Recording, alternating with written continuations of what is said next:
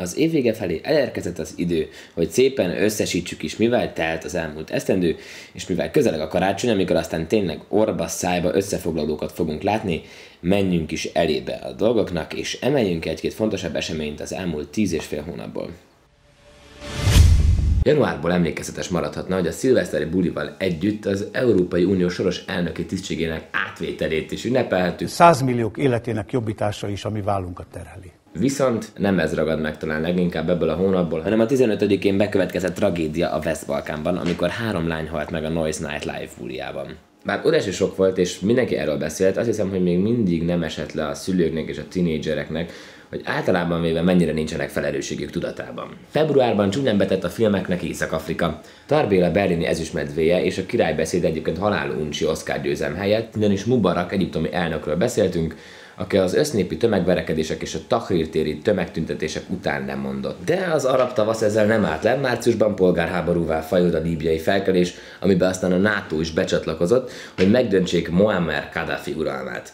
A hónap sokját azonban Japán szolgáltatta, ugyanis 8,9-es földrengés rázta meg Honshu szigetét, a katasztrófát pedig csak tetézte, hogy a fukushimai atomerőmű is megsérült és a környéket nukleáris szennyezéssel sújtotta. Mindeközben itthon a dübörgő alkotmányozó gépezet kisajtolta magából az alaptörvényt, amelyet egy hónappal később elfogadott az országgyűlés.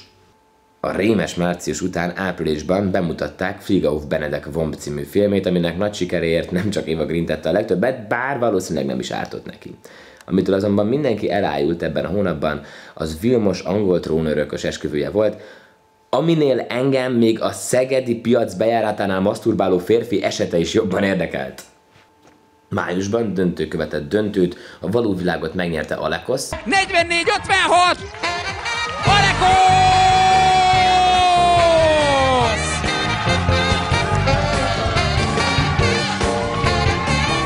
Aki aztán rögtön saját műsort is kapott, a BL-ben pedig hengerelt a Barcelona. Cannesban is döntöttek, bár azt hiszem a fesztivál nem a fődíjas Életfája című film miatt marad emlékezetes, sokkal inkább Lars von Trier beszólására fogunk emlékezni. What can I say? I understand Hitler. Júniusban mindenki egy gyilkos hasmenéstől retteg, aminek aztán nem találják egyáltalán az eredőjét, viszont az egész európai mezőgazdaságot hazavágja. Nálunk a hónap végén megkezdődik a fesztivál szezon, nyitásképp a Volt, ahol az EU-s elnökség záró buliát is tartották, még Schmidt Pál is ott csocsózott. Júliusban új országgal bővült a föld, ugyanis 9-én létrejött demokratikus népszavazás után Dél-Szudán. Bármi jobban örülhettünk talán annak, hogy Gyurta Dániel 200 méter mellúszásban ismét világbajnok lett. Centire Gyurta Dani, meg fogja verni Kitacsivát, gyerünk Danikám, igen! Vagy mondjuk annak, hogy bemutatták a Harry Potter filmek utolsó részét is. Augusztusban a Szigetről szólt minden, de hiába a Gestival, Prince és a Prodigy, a bulin mégsem voltak elegen ahhoz, hogy igazán nyereséges legyen az idei sziget, mondjuk többek közt én sem voltam ott. Londonban is állt a bál, Tottenhamben zavargások törtek ki, miután a rendőri razziában meghalt egy civil, és a zavargások más városokra is átterjedtek. Nagy-Britannián csak egy ember segíthet. You failed to maintain your weapon, son. Szeptemberben büszkék lehettünk a Tegui VB-n ezüstérmet szerző Pars Krisztiánra, és kiröhöghettük Usain Boltot, amint elrontja a 100 méteres síkfutás döntőjének rajtját, és ezzel diszkvalifikálja magát.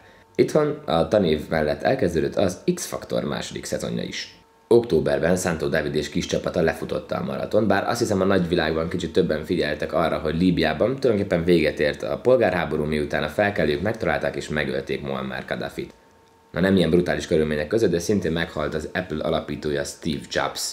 Bár a november nem ért még véget, és tulajdonképpen akármi történhet, például becsapat egy meteor mondjuk Párizsba,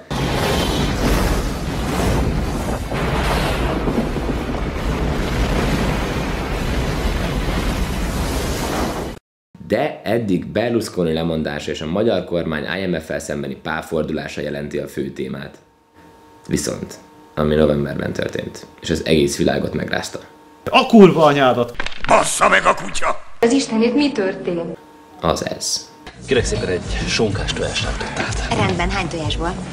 Mondjuk legyen 3. Igen, most szerintem ezek voltak az év eddigi legfontosabb eseményei, több dolog úgyse fog történni már idén, és ha valami kimarad szerintetek, az pedig egyáltalán nem érdekel. A fene egye meg magát!